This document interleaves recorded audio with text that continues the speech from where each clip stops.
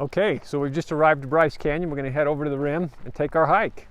As you approach the rim, and they have a trail that goes all along the rim. That's one of the many hikes that they have in each of the national parks, and this is same in Bryce Canyon. Just approaching the rim is quite breathtaking. So this is our first view of Bryce Canyon. It's my daughter's first look. My wife's been here once before, and I have as well. At Hidden Gems of Nature, I don't tell you what the destination is. Instead, I give you clues so you can explore and discover these hidden gems or your own hidden gems. So watch carefully as we identify clues to find these destinations. And remember, subscribe to Hidden Gems of Nature YouTube channel. This is Sunrise Point at Bryce National Park. We're just getting ready to take the Queens Loop Trail down through Navajo Trail. This video is the trailhead, and you can see down into Bryce Canyon where we're ready to begin hiking. As we hike down the trail, I'll stop and take some video of some of the rock formations as we go along. Of course, the number of unique rock formations in here is incredible, so enjoy the beauty as we hike down the Queens GardenTrail.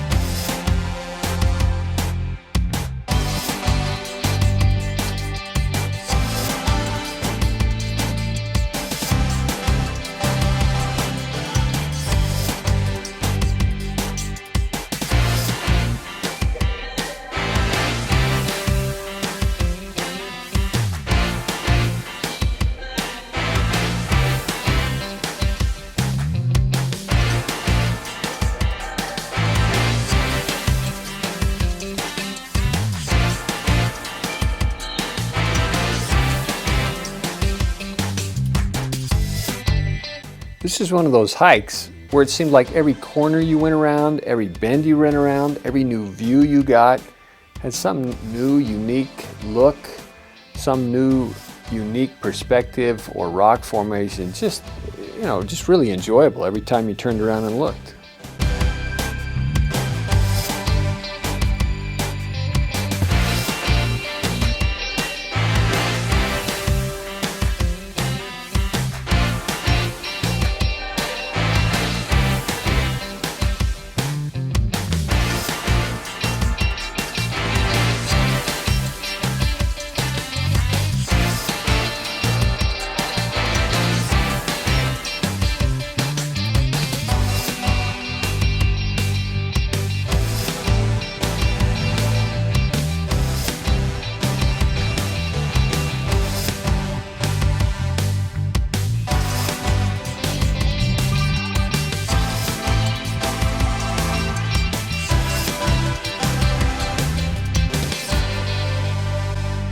This is one of 3 or 4 tunnels that you go through on this trail that adds to the uniqueness of the hike and makes it that much more interesting.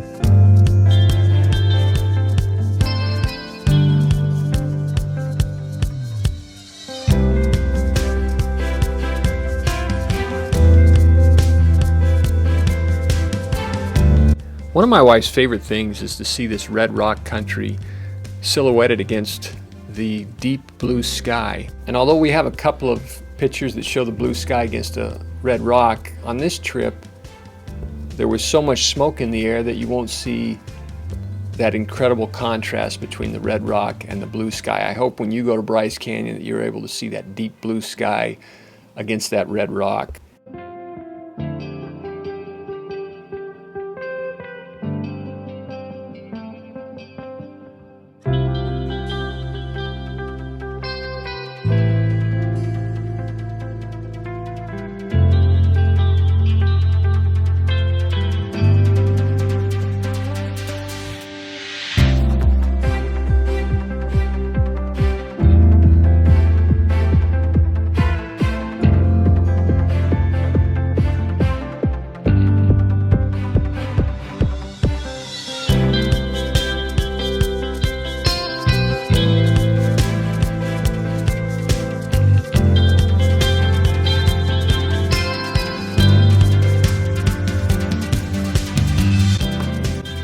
Because the terrain is so steep as you come down the trail, there's almost nowhere to sit and rest along the way.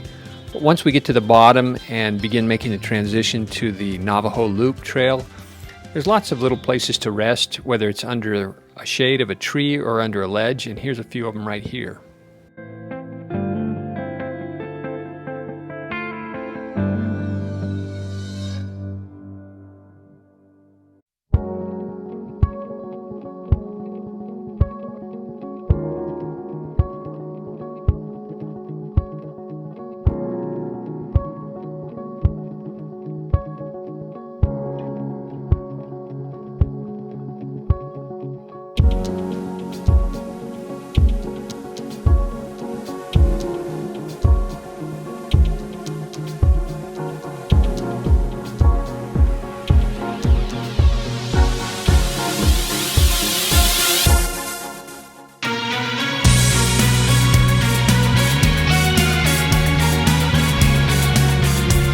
We're so used to seeing so many unusual rock formations. We came around the corner and we saw this tree root that looks more like a corkscrew. Kind of cool.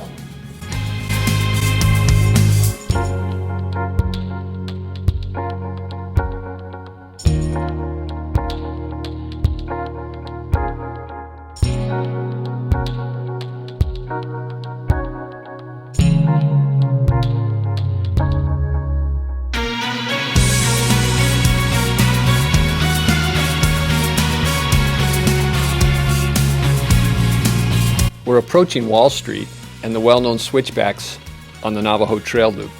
These switchbacks remind me of a trip that our family went on down to Havasupai, and when we were coming out of Havasupai on that 11-mile hike, we had probably 3, maybe 4 miles left, and my son, who was 10 years old at the time, was starting to give out. He was starting to get tired, and his 10-year-old cousin was with him. And I thought, how am I going to get these kids out of the bottom of this canyon and up on top of those switchbacks to the car? And I had a pocket of Jolly Ranchers. And I started feeding the boys Jolly Ranchers, and they would suck on them. And as soon as they finished one, I'd give them another one. And I ran out of the Jolly Ranchers just as we got to the top of the trailhead. Had it not been for those Jolly Ranchers, we'd have never made it up that trail and out of that canyon.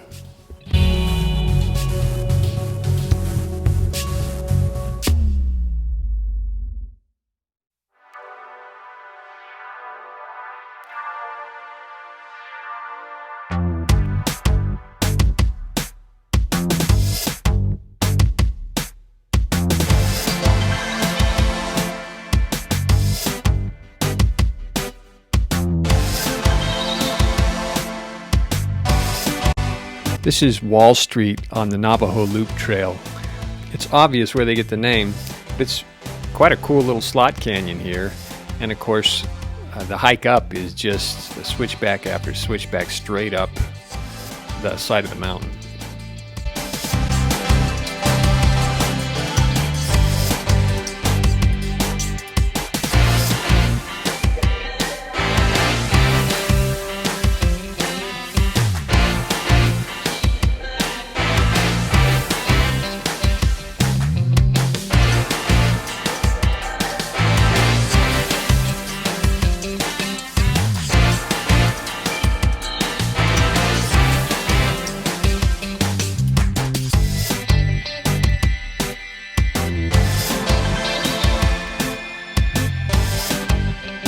As we finished up the hike, we even got a little bit of fall color as we looked back down into the basin at Thor's Hammer and got a little bit of yellow aspens mixed in.